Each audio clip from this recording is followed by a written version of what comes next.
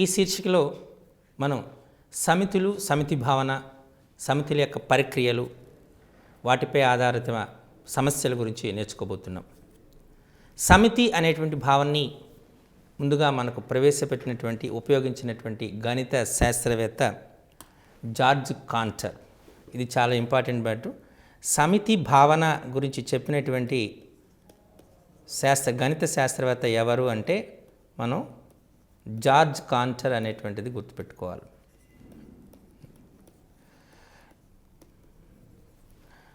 So సమితి అంటే మనం సర్వసాధారణంగా ఈ భావాన్ని ఎక్కువగా ఉపయోగిస్తూ ఉంటాం. సహజ సంఖ్యల సమితి, పూర్ణాంకాల సమితి, బేసి సంఖ్యల సమితి, సరి సంఖ్యల సమితి, ప్రధాన అంకాల సమితి, కవల ప్రధాన సంఖ్యల సమితి, ఇలా సమితి భావన అనేటువంటిది మనం ఉపయోగిస్తూ ఉంటాం. మరి సమితి అంటే ఏంటి? ఇది చాలా ఇంపార్టెంట్. సునిర్వచిత పదాల సముదాయాన్ని మనం సమితి అంటారు. ఇక్కడ మనం ఉపయోగించింది నిర్వచిత వస్తువుల సముదాయం. ఇక్కడ సునిర్వచిత వస్తువుల సముదాయం. సునిర్వచితము అంటే ఇక్కడ సునిర్వచితమైనటువంటి, దీన్ని ఇంగ్లీష్లో మనం వెల్ డిఫైన్డ్ అంటాం. సో వెల్ డిఫైన్డ్ అనే పదాన్ని మనం ఉపయోగిస్తున్నాం. అంటే సునిర్వచితము అంటే ఏమిటి? కొన్ని వస్తువులు తీసుకున్నాం. ఉదాహరణకి నేను ఒక క్లాస్ రూమ్లో తీసుకుంటున్నాను. క్లాస్ రూమ్లో table, chalk piece, duster, dual desk ఇవన్నీ తీసుకున్నాను. వీటిని తీసుకొని ఒక సముదాయంగా పేర్కొన్నాను. వాటిని మనం ఒక సమితి అనొచ్చా అనేటువంటి అడిగాను మీకు. ఫ్యాన్, డ్యూయల్ డెస్క్లు. ఈ డ్యూయల్ డెస్క్ అనేటువంటిది క్లాస్ రూమ్లో ఉండొచ్చు, వేరే ప్రదేశంలో ఉండొచ్చు. చాక్ పీసెస్, క్లాస్ రూమ్లోనే చాక్ పీస్ ఉండాలనేటువంటి నిర్దేశితం ఏమీ లేదు. డస్టర్, ఏ రకమైన డస్టర్ అనేది నేను నిర్వచించలేదు. కాబట్టి ఇక్కడ మనం చెప్పాలనుకుంటే ఇవన్నిటినీ కలిపి సముదాయం. ఒక rose, gulab jam, pen, glass, mirror, కొన్ని వస్తువులు తీసుకున్నాను. వీటిని సముదాయంగా పరిగణన చేశాను. దీన్ని సమితి అని చెప్పటం సాధ్యం కాదు. కారణం ఏంటి అంటే వేరొక వస్తువు తీసుకున్న ఒక వాటర్ బాటిల్ ఈ సమితికి చెందుతుందా చెందదా అంటే చెప్పలేను. అదే 2, 4, 6, 8, 10, 15 అలా అన్నాను. సరే 16, 18 అలా అన్నాను. దీనికి 20 చెందుతుందా చెందదా అని అడిగాను మీకు. ఏం చెప్తారు? 20 చెందుతుంది అని చెప్తారు. అంతేనా? అంటే ఇక్కడ చెందటము అనేటువంటిది క్లియర్గా చెప్పగలుగుతున్నాం. ఆ వస్తువు చెందుతుంది లేదా చెందదు. 15 చెందదు. ఎందుచేత? అక్కడ తీసుకుంది 2, 4, 6, 8, 10, 12 అలా తీసుకున్నాం. ఇవన్నీ 2 యొక్క గుణిజాలు. 20 అనేది 2 యొక్క గుణిజం కాబట్టి చెందుతుంది అన్నాం. 15 2 యొక్క గుణిజము కాదు కాబట్టి చెందదు. అంటే ఏదైనా ఒక సముదాయానికి అందులో ఒక మూలకము చెందుతుందా చెందదా అని ఖచ్చితంగా చెప్పగలిగిన స్థితిలో ఉంటే ఆ సముదాయాన్ని సునిర్వచిత వస్తువుల సముదాయం అంటారు. ఆ సముదాయాన్ని మనం సమితి అనేది అంటారు. ఇది సమితి అనేటువంటి భావన. క్లియర్గా మనం చెప్పగలగాలి. వీటిని నేర్చుకునే ముందు కొన్ని సాంకేతికాలని మనం ముందుగా గుర్తుపెట్టుకోవాలి. ఇది చాలా ఇంపార్టెంట్. ఒక్కొక్క సాంకేతికానికి ఒక్కొక్క దానికి ఉంటుంది. ఉదాహరణకి ఒక సమితిని మనం ఫ్లవర్ బ్రాకెట్స్లో సూచిస్తాం. సమితిని సూచించే విధానం ఇది. అయితే దీన్ని ఉపయోగించేటప్పుడు సమితి రాసేటప్పుడు అంటే 1, 2 ఇది ఒక సమితి అని చెప్తున్నాం. సమితిని జనరల్గా మనం క్యాపిటల్ లెటర్స్లో సూచిస్తాం. ఏదైనా సమితి సూచించాలంటే A = set 1 2 3 4 5, B = set AEIOU. ఇలా ఒక సమితిని మనము ఈ ఫ్లవర్ బ్రాకెట్స్లో సూచించడం అనేటువంటి జరుగుతూ ఉంటుంది. ఒక సమితికి ఒక మూలకం చెందుతుందా చెందదా అని చెప్పటానికి మనం బిలాంగ్స్ టు అనేటువంటి సింబల్ వాడుతున్నాం. దీన్ని బిలాంగ్స్ టు అంటాం. అంటే దీని అర్థం చెందును అని అర్థం. డస్ నాట్ బిలాంగ్స్ టు అంటాం. డస్ నాట్ బిలాంగ్స్ టు అంటే చెందదు అని అర్థం. బిలాంగ్స్ టు అని రాస్తే చెందు అని అర్థము, డస్ నాట్ బిలాంగ్స్ టు అంటే చెందదు అనేది. ఇప్పుడు మనం ఇందాక రాశాను B is equal to set A E I oh you, ఆంగ్ల భాషలోని అచ్చుల సమితి. ఇక్కడ మనం ఉదాహరణకి ఏ అన్నాను అనుకోండి, ఏ బిలాంగ్స్ టు బి అని చెప్పచ్చు. K does not belongs to B అని చెప్పచ్చు. అంటే ఏ బీకు చెందుతుంది, కే బీకి చెందదు అని క్లారిటీగా మనం చెప్పాం. ఏ బీకి చెందుతుంది, కే బీకు చెందదు. ఈ విషయాన్ని మనం క్లారిటీగా చెప్పగలం. ఇలా ఒక మూలకము లేదా ఒక వస్తువు అనేటువంటిది ఒక సమితికి, ఒక సముదాయానికి చెందుతుందా చెందదా అని ఖచ్చితంగా చెప్పగలిగితే ఆ సముదాయాన్ని సమితి అంటారు. ఇక్కడ బిలాంగ్స్ టు అని. ఓకే, ఇప్పుడు మరొక సింబల్ చూద్దాం. మనకు సమితుల్లో చాలా రకాలైనటువంటివి ఉన్నాయి. దాన్ని ముందుగా చూసుకునేటువంటి దీన్ని ఫై అంటారు, దీన్ని శూన్య సమితి అంటారు. శూన్య సమితికి గుర్తు. అలానే మనం ఏదైనా శూన్య సమితిని చెప్పుకున్నాం కదా, శూన్య సమితి. మ్యూ అంటారు దీన్ని, యు, జై. ఈ 4 గుర్తుల్ని కూడా మనం విశ్వ సమితికి వాడతాం. యూనివర్సల్ సెట్, విశ్వ సమితిని వాడతాం. ఇక్కడ మ్యూ అనేటువంటి దాన్ని సర్వసాధారణంగా ఎక్కువగా వాడుతున్నాం. మ్యూ అనేటువంటి గుర్తునే మనం సర్వసాధారణంగా వాడుతున్నాం. ఇది మ్యూ. యు అని కూడా వాడుతున్నాం. తర్వాత మనకు వచ్చినటువంటి దాన్ని యు అనేటువంటి సింబల్ అని వాడుతున్నాం. దీన్ని సమ్మేళనము, సమితిల సమ్మేళనానికి గుర్తు. దీన్ని ఇంటర్సెక్షన్ దానికి వాడుతున్నాం. యూనియన్ అంటారు సమ్మేళనం.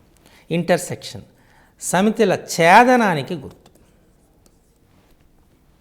తర్వాత మైనస్, దీన్ని సమితిల భేదానికి గుర్తు.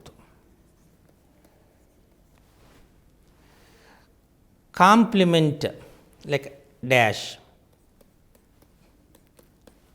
కాంప్లిమెంట్ దీనికి పూరకానికి గుర్తు, సమితుల పూరకం. దీన్ని సబ్సెట్ అంటారు, ఉపసమితికి గుర్తు.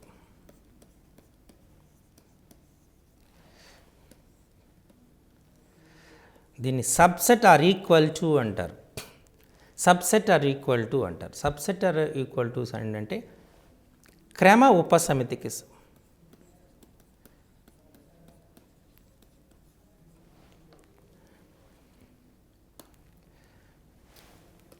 దీన్ని ఎన్ ఆఫ్ ఏ అంటారు, కార్డినల్ సంఖ్యకు గుర్తు.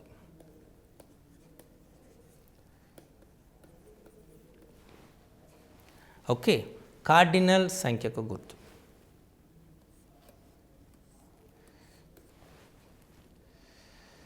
ఇక్కడ డెల్టా ఏ డెల్టా బి అంటారు. అంటే దీన్ని మనం జనరల్గా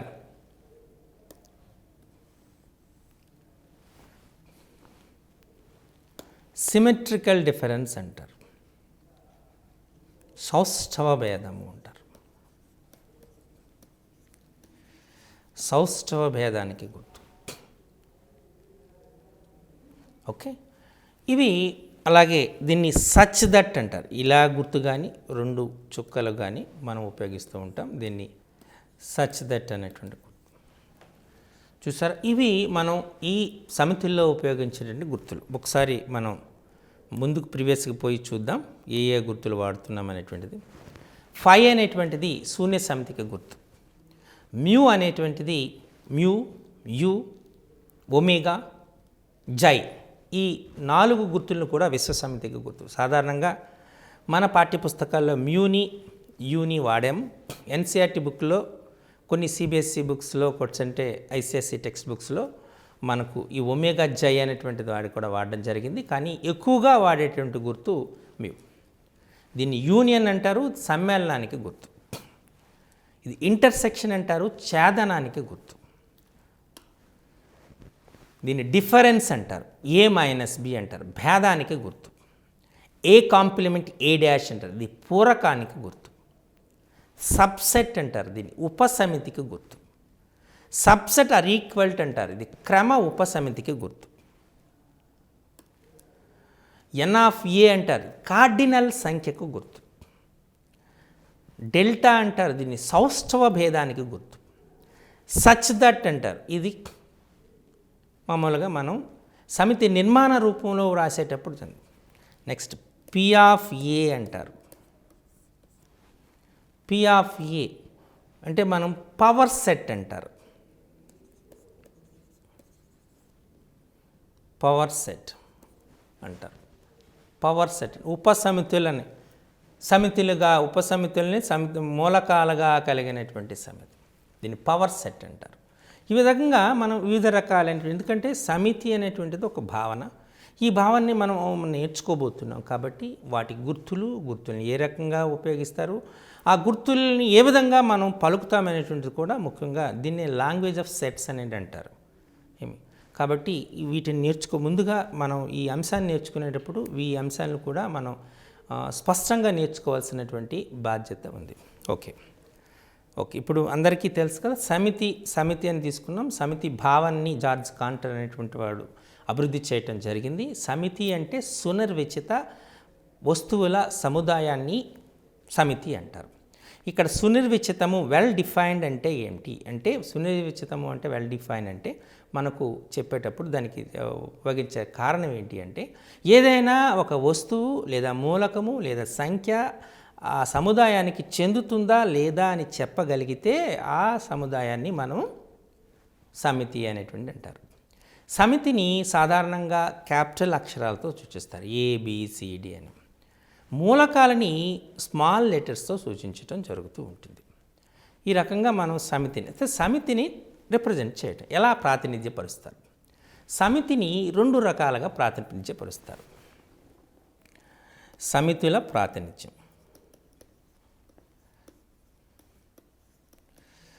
ఈ సమితుల ప్రాతినిధ్యాన్ని 2 రకాలుగా చేస్తారు. మొదటిది జాబితా రూపము. దీన్ని రోస్టర్ రూపం అని కూడా అంటారు. రెండో దాన్ని సమితి నిర్మాణ రూపము అంటారు.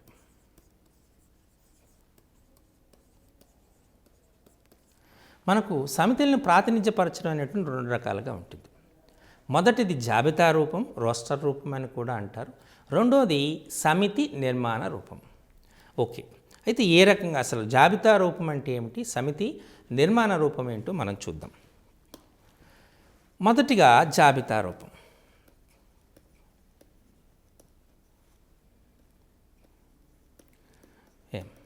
జాబితా రూపం అంటే ఒక సమితిలోని మూలకాలన్నింటినీ వరుస క్రమములో రాసి కామాచేత వేరుపరిచి ఫ్లవర్ బ్రాకెట్స్లో పొందుపరచడాన్ని జాబితా రూపము అంటారు. ఉదాహరణకు మ్యాథమెటిక్స్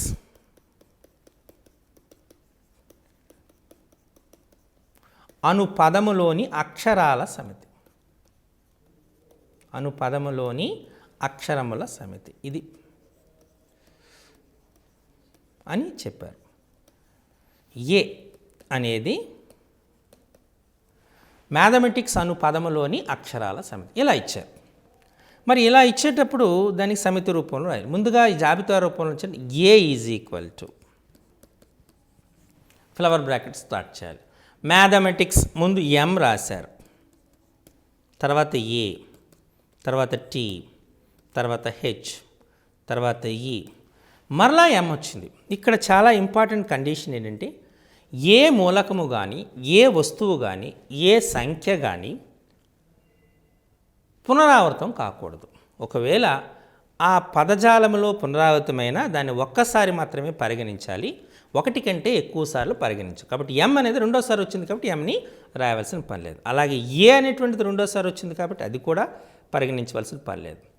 టీ ఆల్రెడీ వచ్చింది, అవసరం లేదు. I, C, S. చూసారా, ఇలా ఏ అనేది మ్యాథమెటిక్స్ అనే పదములోని అక్షరముల సమితి అనేటువంటి దానికి జాబితా రూపము A is equal to set MATHEICS అనిగా రాయాలి. ఏ పదము కూడా రిపీట్ కాకూడదు, ఏ అక్షరము కూడా రిపీట్ కాకూడదు. ఒకవేళ రిపీట్ అయితే దాన్ని విడిచిపెట్టాలి. ఈ విధంగా మనం అక్షరాలను రాసి వాటిని కామా చేత వేరుపరిచి ఫ్లవర్ బ్రాకెట్స్లో మనం పొందుపరిస్తే దాన్ని మనం జాబితా రూపము అంటారు. మరొక ఉదాహరణ చూద్దాం. ఇప్పుడు బి అనేది 6 యొక్క కారణాంకాల సమితి. 6 యొక్క కారణాంకాల సమితి అని ఇచ్చారు. కాబట్టి ఏం రాయాలి? 6 కారణాంకాలు. 1 6 6, 2 3 6, 6 1 6, 3 2 6. అంటే 1 2 3 6 అనేటువంటివి 6 యొక్క కారణాంకం. కాబట్టి ఎలా రాస్తాం? B is equal to 1 2 3 6. ఇది 6 యొక్క కారణాంకాల సమితిని సూచిస్తుంది. ఈ విధంగా కారణాంకాలన్నీ రాసి కారణాంకాలని కామా చేత వేరుపరిచి ఫ్లవర్ బ్రాకెట్స్లో పొందుపరిస్తే దాన్ని 6 యొక్క కారణాంకాల సమితిని జాబితా రూపంలో రాయటం అంటారు.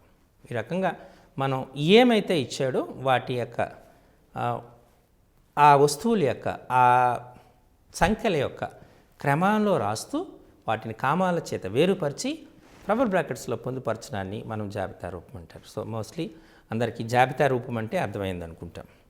ఇప్పుడు రెండవది సమితి నిర్మాణ రూపం. ఓకే, ఇప్పుడు సమితి నిర్మాణ రూపము అంటే ఇందులో ముఖ్యంగా 3 కండిషన్స్ ఉన్నాయి. ఉదాహరణకి మనం ఏదో ఒకటి ఇచ్చాడు, రోస్టర్ రూపంలో ఒక అంశం ఇచ్చాడు. ఏ ఈజ్ ఈక్వల్ టు 1 1/2 1/3 1/4 1/5 అని ఇచ్చాడట. ఏ ఈజ్ ఈక్వల్ టు 1 1/2 1/3 1/4 1/5 అని ఇచ్చాడు. దీన్ని సమితి నిర్మాణ రూపం రాయాలి. ముందుగా ఈ సమితి నిర్మాణ రూపం రాసేటప్పుడు 3 అంశాలను గుర్తుపెట్టుకోవాలి. ఆ అన్ని మూలకాలకు ఒక సామాన్యమైనటువంటి రూపం ఉంటుంది. ఆ సామాన్య రూపాన్ని రాయాలి మొదటిది. రెండవది అందులోని మూలకాల యొక్క స్వభావాన్ని తెలియజేయాలి. అవి సహజ సంఖ్యల లేక 2 యొక్క గుణిజాల, 3 యొక్క గుణిజాల, బేసి సంఖ్యల, సరి సంఖ్యల, ప్రధాన సంఖ్యల, ఆ సంఖ్యల యొక్క సాధారణ రూపం ఏంటి, ఇవి మనం చేయాలి. మొదటిది రాయాల్సింది సామాన్య రూపం రాయాలి. రెండవది ఆ సంఖ్యల లేదా వస్తువుల యొక్క స్వభావాన్ని రాయాలి. అది పరిమితంగా ఉంటే, ఆ మూలకాల సంఖ్య పరిమితంగా ఉంటే దాని అవధులు రాయాలి. ఇలా ఈ 3 అంశాలని చాలా జాగ్రత్తగా గుర్తుపెట్టుకోవాలి. 1 1/2 1/3 1/4 1/5. 1 1/2 1/3 1/4 1/5 ఇచ్చారు. అంటే దీన్ని 1/1గా కూడా రాసుకోవచ్చు కదా. అంటే ఇది 1/n రూపంలో ఉంది. సో 1/n సచ్ దట్ అంటారు. ఈ 1/n అనేటువంటిది వాటి యొక్క సాధారణ రూపం. తర్వాత n బిలాంగ్స్ టు n అంటారు. చూసారు, అందుకనే మీకు ముందు గుర్తులు చెప్పాను. Belongs to n. ఈ n దేనికి చెందుతుంది? క్యాపిటల్ N అంటే సహజ సంఖ్యల సమితికి చెందుతుంది. సహజ సంఖ్యల సమితికి చెందుతుంది అంటే మూలకాల స్వభావం రాశాం, మూలకాల సాధారణ రూపము, మూలకాల యొక్క సహజ స్వభావము. తర్వాత ఎంతవరకు n అలా ఉంటూ సహజ సంఖ్యలను రాసామా? లేదు, సహజ సంఖ్యలకు రాయాలి. ఎంతవరకు? 5 వరకే రాసాం. కాబట్టి n is less than or equal to 5. 1/n such that n belongs to n. n is less than or equal to 5 అని రాయటం జరిగింది.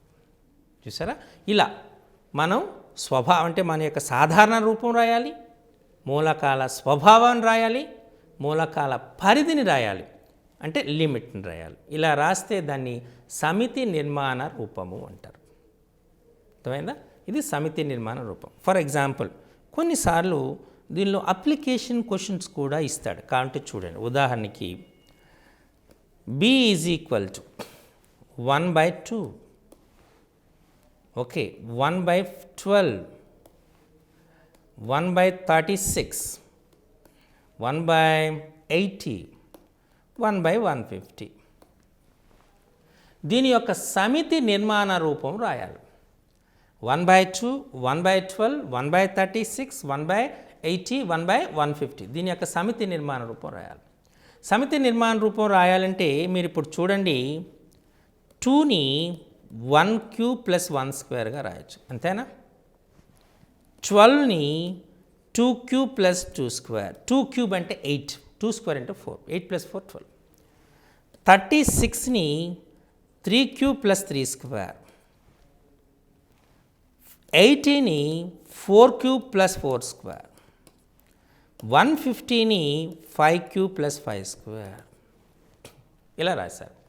ఇలా రాయటం వల్ల ఏమవుతుంది, మనకు అన్ని పదాలు కూడా ఏ రూపంలో ఉన్నాయి? b = 1/n³ + n². n = 1 ప్రతిక్షేపిస్తే 1 వస్తుంది, మొదటిది వస్తుంది. n = 2 ప్రతిక్షేపిస్తే రెండవది వస్తుంది. 3 ప్రతిక్షేపిస్తే మూడవది వస్తుంది. కాబట్టి 1/n³ + n². ఇది సాధారణ సామాన్య రూపం. సచ్ దట్ ఈ 2, 12, 36, 80 సహజ సంఖ్యలే. కాబట్టి n belongs to n. n యొక్క లిమిట్ ఏమిటి? 1 నుంచి ప్రారంభమయ్యి ఎక్కడికి వచ్చింది? 5 వరకు వచ్చింది. కాబట్టి మనం n is less than or equal to 5. చూసారా? ఈ రకంగా మనం ఇచ్చినటువంటి సమితిని, అంటే జాబితా రూపంలో ఉన్నటువంటి సమితిని నిర్మాణ రూపంలో రాయడం. ఇక్కడ నిర్మిస్తున్నాం, సమితిని నిర్మిస్తున్నాం. ఎలా? మూడు అంశాలతో. ఒకటి మూలకాల యొక్క, లేదా మూలకాలు అంటాం, సమితిలో అనేటువంటి వాటిని మూలకాలు అంటాం. మూలకాల యొక్క సామాన్య రూపం రాయాలి.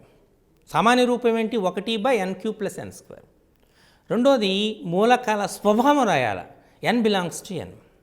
మూడవది దాని యొక్క పరిధి రాయాలి, 1/n³ + n², such that n belongs to n. n is less than or equal to 5. ఇలా మూలకాల పరిధిని, మూలకాల స్వభావాన్ని, మూలకాల సాధారణ రూపాన్ని, ఈ మూడింటిని కలిపి రాస్తేనే మనం దాన్ని సమితి నిర్మాణ రూపం అంటారు. ఇది చాలా ఇంపార్టెంట్. వీటిపైన మనం చాలా జాగ్రత్తగా గుర్తుపెట్టుకోవాల్సిన ఆస్కారం ఉంది. ఓకే. నా మనం చూద్దాం. ఇప్పుడు ఒక సమితిని 2 రకాలుగా వర్గీకరణ చేయొచ్చు. మొదటిది జాబితా రూపం, రెండవది సమితి నిర్మాణ రూపం. జాబితా రూపం రాసేటప్పుడు గుర్తుపెట్టుకోవాల్సిన అంశం ఏంటి అంటే, ఏ మూలకము పునరావృతం కాకూడదు, రిపీట్ కాకూడదు. సమితి నిర్మాణం రాసేటప్పుడు 3 అంశాలను గుర్తుపెట్టుకోవాలి. మొదటిది సమితి నిర్మాణ రూపంలో సాధారణ రూపం ఏంటి, అంటే సామాన్య రూపం ఏంటి అన్ని మూలకాలకు, అది రాయాలి. తర్వాత మూలకాల స్వభావం రాయాలి. తర్వాత ఉన్నటువంటి మూలకాల యొక్క పరిధి రాయాలి, ఎంతవరకు ఉన్నాయి మూలకాలు. ఈ 3 అంశాలను కలిపి రాయాలి. ఇలా కొన్నిసార్లు సమితి నిర్మాణ రూపం ఇచ్చి జాబితా రూపంలో రాయమంటారు, జాబితా రూపం ఇచ్చి నిర్మాణ రూపంలో రాయమంటారు. ఫర్ ఎగ్జాంపుల్, ఇప్పుడు c = 1/n+1 such that n belongs to n.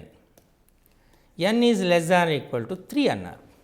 అంటే ఇప్పుడు ఏం చేయాలి? మనం ఒక్కొక్కటి సబ్స్టిట్యూట్ చేయాలి. 1 సబ్స్టిట్యూట్ చేసానికి 1/2, 2 సబ్స్టిట్యూట్ చేసానికి 1/3, 3 సబ్స్టిట్యూట్ చేసానికి 1/4. అంటే c = 1/2 of 1/3 of 1/4. చూసారా? ఇది సమితి నిర్మాణ రూపము, ఇది సమితి జాబితా రూపం. ఇలా నిర్మాణ రూపం నుండి జాబితా రూపంలోకి, జాబితా రూపంలో ఉన్నదాన్ని నిర్మాణ రూపంలోనికి మార్చడం అనేటువంటి ప్రశ్న వస్తుంది. కాబట్టి వీటిపైన కొంత జాగ్రత్త పెట్టుకోవాలి. ఓకే.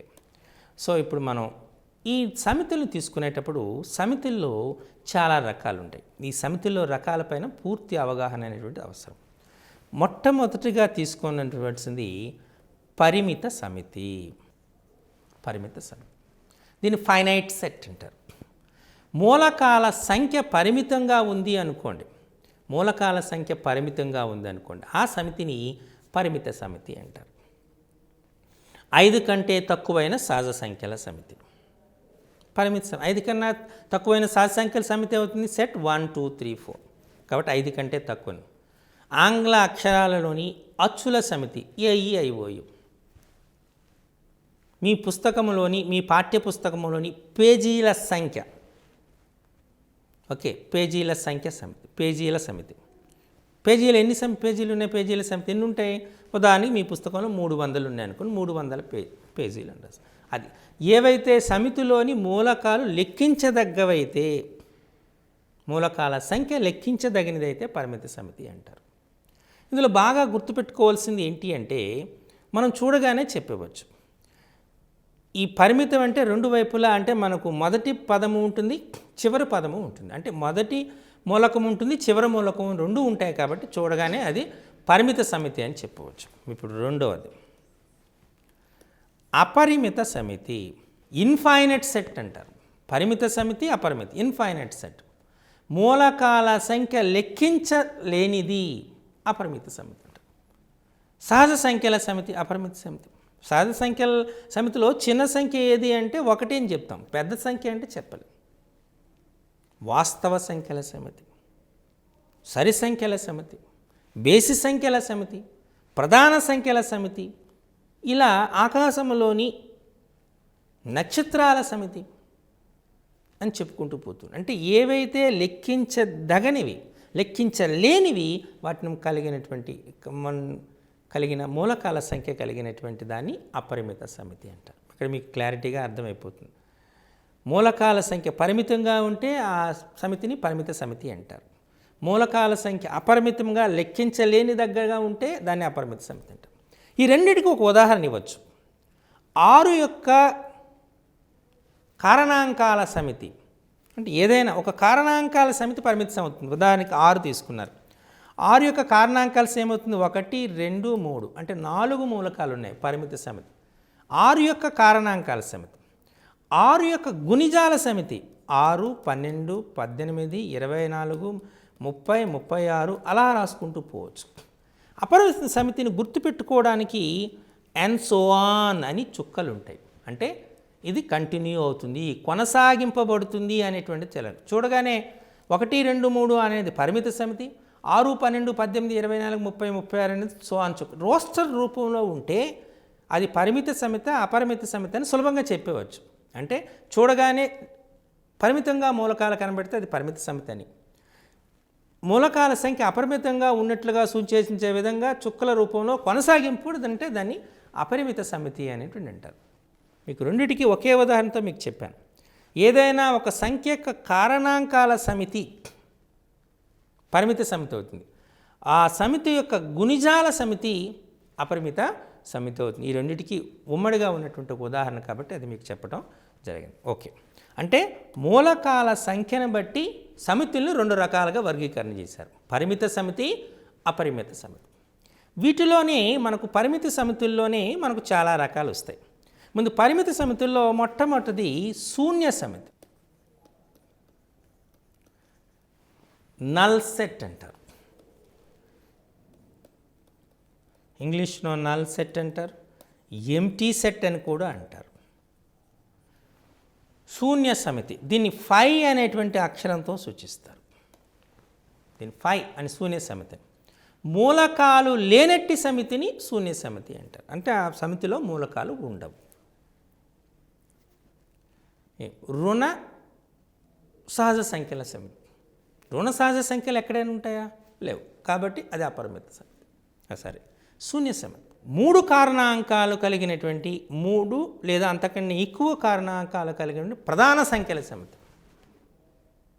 అసలు ప్రధాన సంఖ్యలు అంటేనే 2 కారణాంకాలు ఉంటాయి. ఆ 2 కారణాంకాలు ఏమవుతాయి? ఆ సంఖ్య మరియు 1 అనేటువంటి కారణాంకాలు అవుతాయి. మరి మనం ఇక్కడేమన్నా 3 కారణాంకాలు కలిగినటువంటి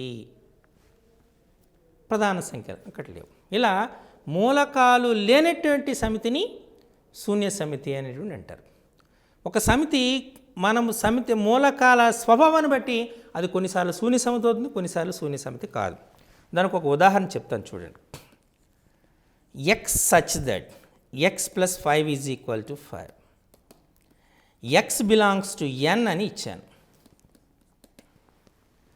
X such that x plus 5 is equal to 5, x belongs to N ఇచ్చాను. ఇక్కడ x plus 5 is equal to 5 అని ఇచ్చాను కాబట్టి x plus 5 is equal to 5 కాబట్టి x is equal to 0. But 0 does not belongs to N, అంటే ఈ సమితిలోని మూలకాలు లేవు కాబట్టి శూన్య సమితి. అదే ఎక్స్ బిలాంగ్స్ టు ఎన్ బదులు వేరేది ఏదైనా సమితి ఇచ్చాను, డబ్ల్యూ కానీ జెడ్ కానీ ఏదో ఒకటి ఇచ్చాను అనుకోండి. X such that x plus 5 is equal to 5, x belongs to W అని ఇచ్చాను అనుకోండి. అప్పుడు ఎక్స్ బిలాంగ్స్ టు డబ్ల్యూ ఇస్తే 0 అనేది ఒక మూలకం అవుతుంది. అంటే అప్పుడు ఏ విలువ ఏమవుతుంది? సెట్ 0 అవుతుంది. ఒక మూలకము కలిగిన సమితి అవుతుంది, శూన్య సమితి కాదు. చూసారా? అంటే మనము మూలకాల స్వభావాన్ని సమితి నిర్మాణ రూపంలో మారిస్తే అప్పుడు అది శూన్య సమితి కానీ శూన్య సమితి కాకపోవడం కానీ ఉంటుంది. ఈ శూన్య సమితి మనం చూస్తే శూన్య సమితి అనేటువంటిది జనరల్గా ఈ 2 ఎంటీ బ్రాకెట్స్తో సూచిస్తాం. 0 కలిగినటువంటి ఇది శూన్య సమితి కాదు. It's not null set. కాదు. అర్థమైందా? ఎందుకు? ఇది ఒక మూలకము కలిగిన సమితి. 0 కూడా మూలకంగానే పరిగణించాలి. 5 అంటే 2 ఎంటీ బ్రాకెట్స్ని చూపటాన్ని శూన్య సమితి అంటారు. ఓకే, ఇది శూన్య సమితి అంటే. శూన్య సమితి అనేటువంటి ఒక పరిమిత సమితిగా మీరు గుర్తుపెట్టుకోవాలి. ఇది వెరీ ఇంపార్టెంట్. శూన్య సమితి అనేటువంటి ఒక పరిమిత సమితి అంటే మూలకాలు లేకపోవటం అంటే అక్కడ మన దాని కార్డినల్ సంఖ్య 0 అవుతుంది. 0 అనేటువంటిది లెక్కించదగ్గదే. కాబట్టి మనం సింపుల్గా శూన్య సమితిని పరిమిత సమితిగానే గుర్తుపెట్టుకోవాలి. ఓకే, బాగానే ఉంది. ఒక మూలకం ఉంది. ఇప్పుడు మీకు ఉదాహరణ చెప్పాను. సరిప్రధాన సంఖ్యల సమితి అన్నాం అనుకోండి, అంటే సెట్ 2. సంయుక్త సంఖ్య కానీ ప్రధాన సంఖ్య కానీ కాని సంఖ్యల సమితి సెట్ 1. ఇంతకుముందు చూపించినట్టు సెట్ 0. ఇలా ఆ సమితిలోని మూలకాల సంఖ్య 1 అయింది అనుకోండి, ఆ సమితిని మనము సింగిల్టన్ సెట్ అంటారు. ఏకమూలక సమితి అంటారు. ఏకమూలక సమితి పేరులోనే క్లారిటీగా ఉంది, మీకు తెలిసిపోతుంది. ఒకే మూలకము కలిగినటువంటి సమితిని ఏకమూలక సమితి. సరిప్రధాన సంఖ్యల సమితి. సంయుక్త సంఖ్య కానీ ప్రధాన సంఖ్య కానీ కాని సంఖ్యల సమితి కదా, ఇటువంటి వాటిని మనం ఏకమూలక సమితి అంటారు. ఓకే, మరొక రకం చూద్దాం. ఇట్లా మనం ఈ సమితుల్లో చెప్పేటప్పుడు ఉపసమితి అనే ఒక పదం వస్తుంది. ఉపసమితి పేరులోనే ఉంది, ఇది ఒక దానికి ఉపసమితి. ఏ ఈజ్ ఈక్వల్ టు 1 2 3 4 5 తీసుకున్నాం. ఇప్పుడు ఏ ఈజ్ ఈక్వల్ టు 1 2 3 5. ఇప్పుడు 2 3 అనేటువంటి ఇంకొక సమితి తీసుకున్నాం. బి అనేటువంటి సమితి తీసుకున్నాం. సమితి బిలో ఉన్న మూలకాలన్నీ సమితి ఏలో ఉన్నాయి. సమితి బిలో ఉన్న ప్రతి మూలకం సమితి ఏలో. ఇక్కడ 2 ఉంది, ఇక్కడ 2 ఉంది, ఇక్కడ 3 ఉంది, ఇక్కడ 3 ఉంది. అంటే సమితి ఏలో బిలో ఉన్న ప్రతి మూలకం సమితి ఏలో ఉంది. కాబట్టి ఈ బిని ఏ అనే సమితికి ఉపసమితి అంటారు. బి సబ్సెట్ ఏ అని చదువుతాం. ఒక సమితిలోని మూలకాలు అన్నీ మరొక సమితిలో ఉంటే మొదటి సమితి రెండవ సమితికి ఉపసమితి అంటారు. దీన్ని సబ్సెట్ అంటారు. బి సబ్సెట్ ఏ అవుతుంది కాబట్టి ఏ ఈ సూపర్ సెట్ టు బి అంటారు. A is super set to B అంటారు. కానీ బి సబ్సెట్. అలాగే ఇప్పుడు 2 ఉదాహరణకి ప్రతి సమితి ఆ సమితికి ఉపసమితి అవుతుంది. మనకు 2 రకాలైన ఉపసమితులు వాడతాం. ఒకటి ప్రాపర్ సబ్సెట్, ఇంకొకటి improper subset. Proper subset, improper subset అని 2 పదాలు వాడతాను. ప్రాపర్ సబ్సెట్ అంటే ఒక సమితికి కలిగిన ఉపసమితులని ప్రాపర్ సబ్సెట్స్ అంటారు. ఒక సమితికి అదే ఉపసమితి అవుతుంది కాబట్టి సమితి అదే సమితికి క్రమ ఉపసమితి అవుతుంది. అంటే ఏకు ఏ అనేటువంటి క్రమ ఉపసమితి అవుతుంది. ఇలా మీరు ప్రాపర్ సబ్సెట్ని ఇంప్రాపర్ సబ్సెట్స్ని గుర్తుపెట్టుకోవాలి. ఓకే, ఉపసమితి తీసుకున్నారు. ఈ ఉపసమితికి కొన్ని ధర్మాలు ఉన్నాయి 1 by 1. ప్రతి సమితి దానికదే ఉపసమితి, మొదటి పాయింట్. రెండవది, శూన్య సమితి ప్రతి సమితికి ఉపసమితే. శూన్య సమితి తీసుకుంటే శూన్య సమితి ప్రతి సమితికి ఉపసమితి. మూడవది, ఒక సమితిలో m మూలకాలు ఉన్నాయనుకుందాం. m మూలకాలు ఉన్నాయనుకుందాం. ఒక సమితిలో m మూలకాలు ఉంటే ఆ సమితి యొక్క ఉపసమితులని 2m అవుతుంది. ఇది గుర్తుపెట్టుకోండి. అంటే ఒక సమితిలో 3 మూలకాలు ఉన్నాయి. ఆ సమితికి ఉండే ఉపసమితుల సంఖ్య 2³ 8 అవుతుంది. ఇది చాలా ఇంపార్టెంట్. 2m - 1 అనేటువంటిది ప్రాపర్ సబ్సెట్స్ అవుతాయి. 1 అనేటువంటిది 2 పవర్ m మైనస్ 1 అనేటువంటిది ఇంప్రాపర్ సబ్సెట్ అవుతుంది. ఈ రెండింటి యొక్క మొత్తం, దీని మీద మీకు ప్రశ్న వచ్చే ఆస్కారం ఉంటుంది. ఒక సమితి తీసుకున్నారు, ఆ సమితిలోని మూలకాల సంఖ్య 5 అయితే దానికి ఉండేటట్టు ఉపసమితుల సంఖ్య ఎంత అని అడుగుతారు. అంటే 2 పవర్ 5 32. ఇలా ఒక సమితిలోని ఒక సమితి యొక్క ఉపసమితులన్నింటినీ సమితులుగా కలిగినటువంటి సమితిని ప్రాపర్ సబ్సెట్ అంటారు. సమితిలోని మూలకాలు ఉదాహరణకి ఏ ఈజ్ ఈక్వల్ టు 1 2 3 అని తీసుకున్నాం. తీసుకుంటే దీనికి ఉపసమితులు రాస్తున్నాం. Set 1, set 2, set 3, set 1 2, set 1 3, set 2 3, set 1 2 3 and null set. Count చేయండి. 1 2 3 4 5 6 7 8.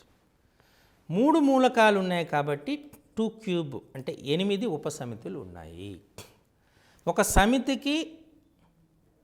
యొక్క ఉపసమితుల్ని మూలకాగలిగినటువంటి సమితిని ఉపసమితి, మనం దాన్ని పవర్ సెట్ అంటారు. ఘాత సమితి అంటారు దీన్ని. పవర్ సెట్ని ఘాత సెట్ అంటారు. ఘాత సమితి, ఇది మీరు బాగా గుర్తుపెట్టుకోవాల్సిన అంశం. ఓకే, ఇప్పుడు మరోసారి సమితుల యొక్క ధర్మాలను అంటే ఉపసమితి యొక్క ధర్మాలు.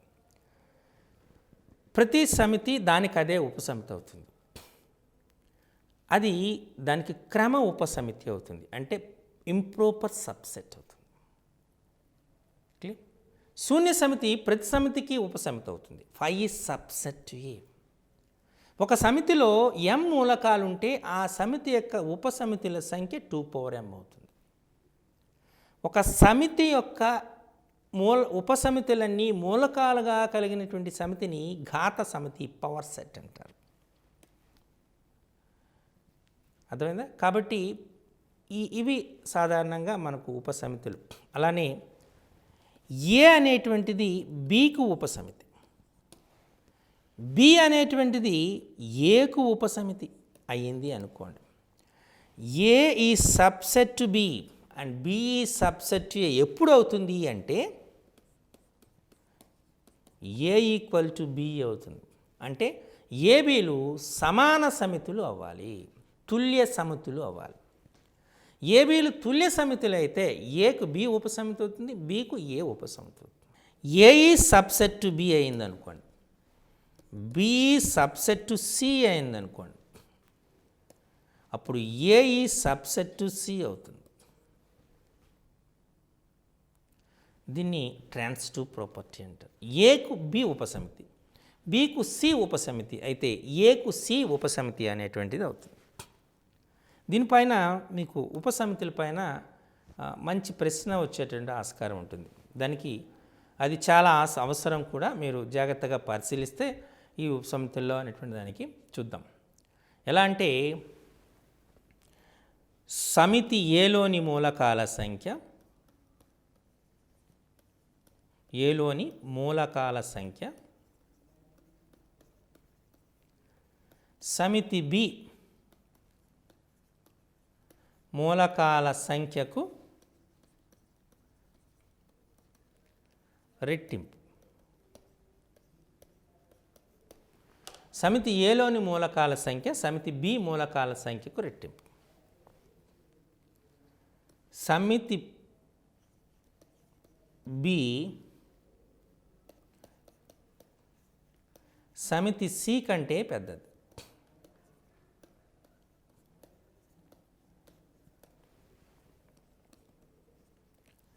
సమితి బి యొక్క ఉపసమితుల సంఖ్య, సమితి బి యొక్క ఉపసమితుల సంఖ్య సమితి సి యొక్క ఉపసమితుల కంటే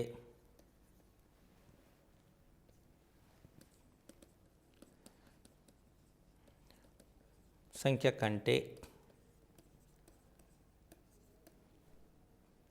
15 ఎక్కువ అయినా సమితి ఏ యొక్క ఉపసమితుల సంఖ్య ఎంత?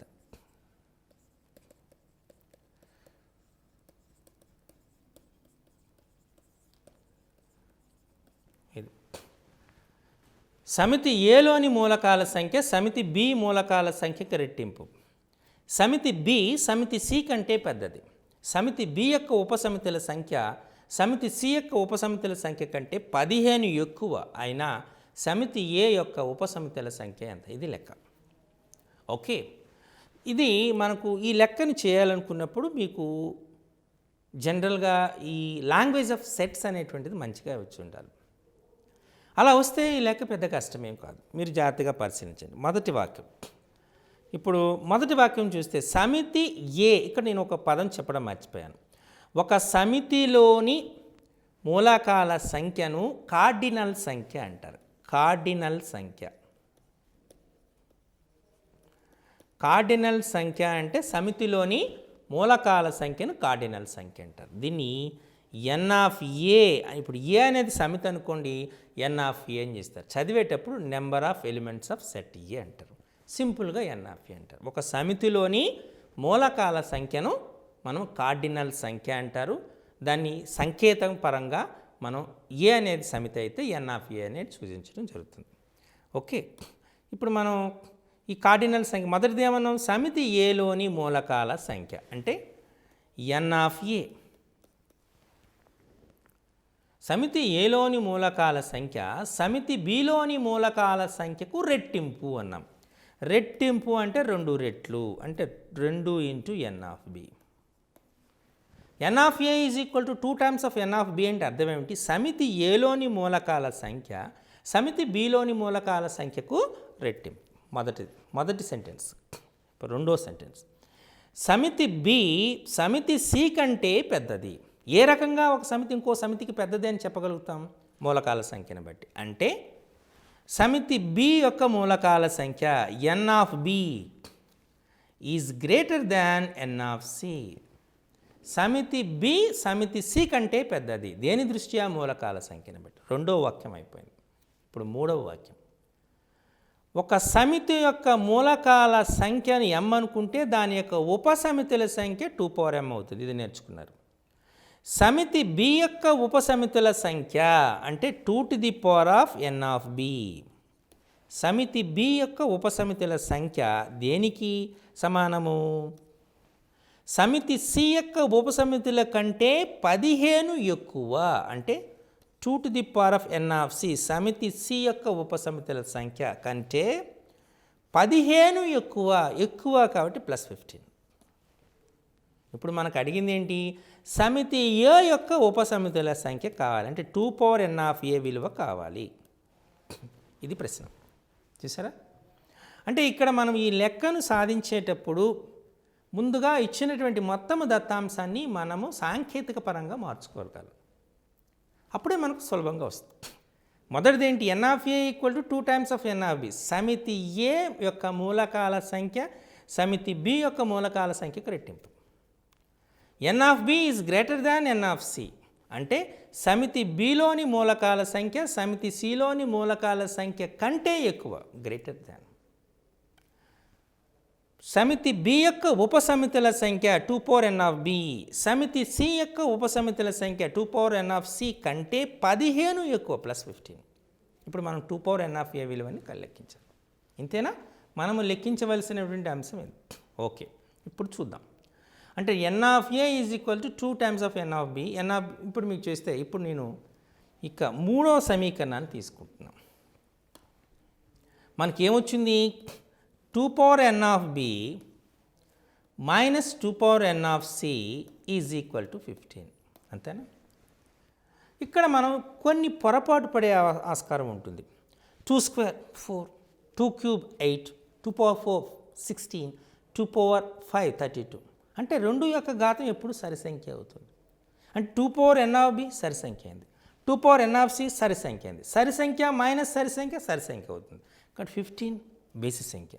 అంటే మనకు దత్తాంశం తప్పు ఇచ్చారేమో అనేటువంటి భావన కలుగుతుంది. అవునా? కానీ మీరు 2 పవర్ సంథింగ్ అనేది మీరు జాగ్రత్తగా పరిశీలిస్తే 2 పవర్ 0 ఈజ్ ఈక్వల్ టు 1 అనేది ఒక ఎక్సెప్షనల్ కేసు ఉంది. మిగతా అన్ని ఘాతాలకి 2 పవర్ సంథింగ్ అనేది సరి సంఖ్య అవుతుంది. కానీ 2 పవర్ 0 1 అనేది బేసి సంఖ్య అవుతుంది. అంటే 2n అనేది ఆల్వేస్ సరి సంఖ్య అని చెప్పడం సరికాదు. దానికి ఒక ఎగ్జాంప్షన్ ఉంది. కాబట్టి 2 power N of B minus 2 power N of C is equal to 15 ఇది సరి కావాలి అనుకుంటే ఎన్ ఆఫ్ బి కానీ ఎన్ ఆఫ్ సి కానీ 0 కావాలి. ఎందుకు? ఒక ఎన్ ఆఫ్ సి అంటే కార్డినల్ సంఖ్య 0 అయ్యే అవకాశం ఉందా లేదా? ఉంది. ఎందుకు? శూన్య సమితి యొక్క కార్డినల్ సంఖ్య 0. కాబట్టి 2 power N of B minus 2 power N of C equal to 15 అంటే ఎన్ ఆఫ్ బి కానీ ఎన్ ఆఫ్ సి కానీ 0 కావాలి కదా. ఏది 0 అవుతుంది? అక్కడ మనకు ఒక కండిషన్ ఉంది, N of B is greater than N of C అన్నాం. కాబట్టి బి సి కన్నా ఎక్కువ అని అంటున్నాం. కాబట్టి N of C is equal to 0. ఇది వచ్చింది అనుకోండి ఐడియా, మిగతా లెక్క అంతా ఈజీ. అంటే 2 power N of B minus 2 power 0 equal to 15. 2 power 0 అంటే 1 అని మీకు తెలుసు. 2 power N of B is equal to 15 plus 1 16 అవుతుంది. దీన్ని 2 పవర్ 4గా మనం చెప్పొచ్చు. కాబట్టి N of B is equal to 4గా చెప్పచ్చు. మనకి ఎన్ ఆఫ్ ఏ ఏమవుతుంది? మనకు 2 times of N of B. కాబట్టి 2 టైమ్స్ ఆఫ్ 4 అంటే 8 అవుతుంది. సో కాబట్టి 2 to the power of N of A విలువ ఎంత అవుతుంది? 2 పవర్ 8. అంటే 2 power 6 is 164. 2 power 7 equal to 256. అంటే 2 power N of A equal to అంటే సమితి ఏ యొక్క ఉపసమితుల సంఖ్య 256గా మీరు చెప్పచ్చు. చూసారా? అంటే కొన్నిసార్లు మనకు ప్రశ్నలు కూడా చాలా లాజికల్గా బాగా ఆలోచించే విధంగా కూడా ప్రశ్నలు ఉంటాయి. సో ఇది మీ అందరికీ అర్థమైందని అనుకుంటున్నాను. ఓకే, కాబట్టి ఉపసమితుల గురించి చూసుకునేటప్పుడు మనం ఉపసమితుల సంఖ్య ఇప్పుడు చెప్పాలి. ఉపసమితుల సంఖ్యని చెప్పేటప్పుడు ఈ రకమైన ప్రశ్నలు వస్తాయి. సో ఉపసమితి గురించి తీసుకున్నాం. నెక్స్ట్ తుల్య సమితులు అంటారు. తుల్య సమితులు అంటే మీకు ఇంతకుముందు చెప్పాను, ఏలో ఉన్న మూలకాలన్నీ బిలో ఉంటాయి, బిలో ఉన్న మూలకాలన్నీ ఏలో ఉంటాయి. అప్పుడు ఏ కామా బీలని మనం ఏమంటాం? తుల్య సమితులు అంటాం. ఏ కామా బీలని ఏం అంటే ఏ ఈ సబ్సెట్ టు బి కావాలి, బిఈ సబ్సెట్ టు ఏ కావాలి, అప్పుడు ఏ ఈజ్ ఈక్వల్ టు బి అవుతుంది. తుల్య సమితులు అంటారు. అంటే ఏలో ఉన్న మూలకాల సంఖ్య కాదు, మూలకాలు బిలో ఉన్న మూలకాలు సమానంగా ఉంటే అటువంటి సమితుల్ని తుల్య సమితులు అంటారు. ఉదాహరణకి 5 కంటే తక్కువైన సహజ సంఖ్యల సమితి ఏ, బి సెట్ ఆఫ్ 1 2 3 4. ఇక్కడ 1 2 3 4, అక్కడ 1 2 3 4 కాబట్టి వాటిని మనం ఏమంటాం? తుల్య సమితులు అంటాం. అలాగే మనకు ఇంకొక పదం వస్తుంది ఇక్కడ, తుల్య సమితులు సమసమితులు అంటాడు. సమసమితులు. ఇక సమసమితులు తీసుకుంటే N of A is equal to N of B అవుతుంది. మూలకాల సంఖ్య సమానం కానీ మూలకాలు సమానం కాదు. N of A is equal to N of B అవుతుంది. అక్కడ ఏ ఈజ్ మనం ఏ సబ్సెట్ బి కావచ్చు కాకపోవచ్చు, బి సబ్సెట్ ఏ వచ్చి కాకపోవచ్చు.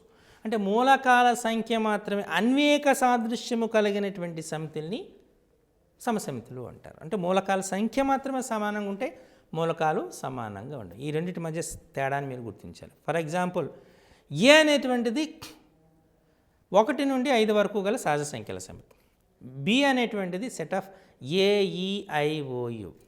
ఇక్కడ 5 మూలకాలు ఉన్నాయి, అక్కడ కూడా 5 మూలకాలు ఉన్నాయి. కాబట్టి ఆ రెండు సమసమితులు అవుతాయి తప్ప తుల్య సమితులు కావు అని మీరు గుర్తుపెట్టుకోండి. తుల్య సమితులు సమసమితులు అవుతాయి కానీ సమసమితులు తుల్య సమితులు కావు. ఇది రిలేషన్ వెరీ ఇంపార్టెంట్. తుల్య సమితులు సమసమితులు అవుతాయి కానీ సమసమితులు తుల్య సమితులు కారు అనేటువంటి విషయాన్ని గుర్తుపెట్టుకోవాలి. చూసారా? ఇవి తుల్య సమితులు, సమసమితులు, ఇవి రకాలు. అలాగే మనం తీసుకోవడానికి వియుక్త సమితులు అనేటువంటి ఇంకో పదం వస్తుంది. వియుక్త సమితులు అంటే 2 సమితుల మధ్య ఉమ్మడి మూలకాలే లేవనుకోండి. ఆ 2 మధ్య ఏ రకమైనటువంటి ఉమ్మడి మూలకాలు లేవనుకోండి, అటువంటి సమితుల్ని వియుక్త సమితులు అంటారు. ఉదాహరణకి ఏ అనేటువంటిది ఏ సరి సంఖ్యల సమితి, బి బేసి సంఖ్యల సమితి. ఏ అనేటువంటిది సరి సంఖ్యల సమితి, బి అనేటువంటిది బేసి సంఖ్యల సమితి. మరి ఏకు బీకు మధ్య అనేటువంటి ఏమైనా ఉమ్మడి మూలకాలు ఉన్నాయా? ఉమ్మడి మూలకాలు లేవు. కాబట్టి ఏబీలు అనేటువంటి వియుక్త సమితులు అవుతాయి. ఏ బాలుర సమితి, బి బాలికల సమితి, అక్కడ ఉమ్మడి సమితులు లేవు కాబట్టి మనం అక్కడ వాటిని వియుక్త సమితులు అంటారు. ఇలా ఉమ్మడి మూలకాలు లేని సమితుల్ని మనం వియుక్త సమితులు అనేటువంటి అంటారు. అర్థమైంది. సో మనం ఏ సమితులు వియుక్త సమితులు, ఏ సమితులు సమసమితులు, ఇలా మనకు సమితుల్లో రకాలైనటువంటివి వస్తున్నాయి. ఈ సమితుల్లో రకాలైనటువంటి తీసుకుని ఇప్పుడు మీరు ముందుగా నేర్చుకునే ఉన్నారు. ఇప్పుడు మనకు ఒకటి ఇచ్చాడు, అవి ఏ సమితులు పోల్చమంటే ఏ రకమైన సమితులు అని తీసుకుంటే, సమితుల్ని రాసేటప్పుడు కొద్దిగా మీరు ఒక జాగ్రత్త వహించాలి. ఏంటి అంటే, for example A is equal to 1 set 1 set 1 2 set 2 of course ఇలా రాసాం, ఇలా ఇచ్చాం. A equal to set 2 set 1 set 1 2 అని ఇచ్చారు. ఇక్కడ సెట్ 2 మీరు ఏం రాయాలంటే సెట్ 2 బిలాంగ్స్ టు ఏ అనే రాయాలి. మూలకం కాబట్టి ఇక్కడ సెట్ 2 అని సమితే కదా, సెట్ 2 అనే సమితే బిలాంగ్స్ టు అని రాయాలి. అలా కాకుండా ఏ ఈజ్ ఈక్వల్ టు సెట్ 1 2 3 అని ఇలా ఇచ్చాడు. అప్పుడు మీరు సెట్ 1 2ని మీరు సెలెక్ట్ చేశారు. అప్పుడు సెట్ 1 2 ఈ సబ్సెట్ టు ఏ రాయాలి. ఇది చాలా జాగ్రత్తగా గుర్తుపెట్టుకోవాలి. ఇక్కడ సెట్ 2 సెట్ 1 సెట్ 1 2 ఉంది కదా, సెట్ 2 సెట్ 1 సెట్ 1 2 అనేవి సమితులైన ఆ ఏ అనే సమితికు మూలకాలు అవుతాయి. కాబట్టి ఆ మూలకాలు సమితికి చెందును అనే దానికి గుర్తుగా బిలాంగ్స్ టు రాయాలి. ఇక్కడ ఏ ఈక్వల్ టు సెట్ 1 2 3 అని ఇచ్చా. 1 2 మూలకాలు అనుకున్నాం. ఈ 1 2 మూలకాలు 2 మూలకాలు తీసుకున్నాం, సెట్ 1 2 అని తీసుకున్నాం. సెట్ 1 2 ఈ సబ్సెట్ టు ఏ అన్నారు. క్లియర్. అలాగే మీరు A is equal to A E I O U అనేటువంటి పదాలను తీసుకున్నప్పుడు ఏ బిలాంగ్స్ టు ఏ ఇది correct, A belongs to small A ఇది రాంగ్. అర్థమైందా? అలాగే ఏ ఈ సబ్సెట్ టు ఏ ఇది అది కూడా కరెక్ట్. ఇక్కడ మనం ఉపయోగిస్తున్నటువంటిది ఒక మూలకము సమితి ఉన్నాయి. మూలకానికి సమితికి మధ్య బిలాంగ్స్ టు ఉంటుంది లేదా డస్ నాట్ బిలాంగ్స్ టు ఉంటుంది. ఒక సమితికి ఇంకొక సమితికి మధ్యలో సబ్సెట్ ఉంటుంది. మూలకానికి సమితికి మధ్యలో బిలాంగ్స్ టు ఉంటుంది. 2 సమితుల మధ్య ఉంటే సబ్సెట్ ఉంటుంది, లేకపోతే నాట్ సబ్సెట్ అని ఉంటుంది. సో ఇది మీరు చాలా జాగ్రత్తగా గుర్తుపెట్టు. మనం సమితి నొటేషన్ రాసేటప్పుడు వాటిని చాలా జాగ్రత్తగా గుర్తుపెట్టుకోవాలి. ఓకే, ఉదాహరణకి ఒక సమితి యొక్క ప్రాపర్ సబ్సెట్స్ 31. సమితి యొక్క ప్రాపర్ సబ్సెట్స్ 31 అయితే ఆ సమితిలోని మూలకాల సంఖ్య ఎంత అంటే 2 power m minus 1 equal to 31. 2 power m minus 1 equal to 30. So 2 power m is equal to ఏమవుతుంది 31 + 1 32. అంటే 2 power m is equal to 32 2 power 5. So m is equal to 5. చూసారా, అంటే ఆ సమితిలోని మూలకాల సంఖ్య 5. ఈ రకంగా మనకు ఉపసమితుల సంఖ్య ఇచ్చి సమితులలోని మూలకాల సంఖ్య అడగచ్చు, మూలకాల సంఖ్య ఇచ్చి ఉపసమితుల సంఖ్య అడగచ్చు. ఇచ్చినటువంటి సమితి దత్తాంశంలో ఇచ్చిన సమితికి ఉపసమితే కాదా అనేటువంటి అడగచ్చు. మనం ఆ రకంగా కూడా చేయవచ్చు. ఇచ్చిన సమితులు అనేటువంటి వియుక్త సమితులు అవుతాయా లేదా అని కూడా అడగచ్చు. ఈ రకంగా సమితులు ఉపసమితులు అవుతాయా అనేటువంటి దాన్ని చూడాలి. అలాగే ఏ రకమైన సమితి అనేటువంటి గుర్తించడానికి కూడా ఆస్కారం ఉంటుంది. ఏ రకమైన సమితి అంటే అది పరిమిత సమితి అవుతుందా, అపరిమిత సమితి అవుతుందా, ఏకమూలక సమితి అవుతుందా, తుల్య సమితులు అవుతున్నాయా, సమసమితులు అవుతున్నాయా, వియుక్త సమితులు అవుతున్నాయా, వీటన్నిటిని మనం ప్రశ్నలు అడిగే ఛాన్స్ ఉంటాయి. కాబట్టి సమితుల యొక్క లక్షణాన్ని పరిశీలించండి. ఒక మూలకం ఉంటే ఏకమూలక సమితి, పరిమితంగా మూలకాల సంఖ్య ఉంటే పరిమిత సమితి, మూలకాల సంఖ్య లెక్కించదగనిది కానిదైతే అపరిమిత సమితి. అలాగే ఒక సమితిలోని మూలకాలను ఇంకో సమితిలో ఉంటే దాన్ని ఉపసమితి.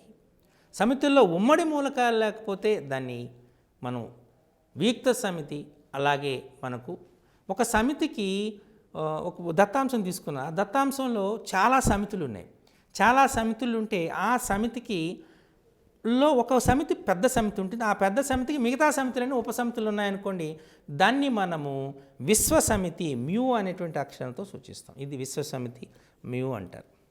ఉదాహరణకి మనం పాఠశాలల సమితి తీసుకున్నాం.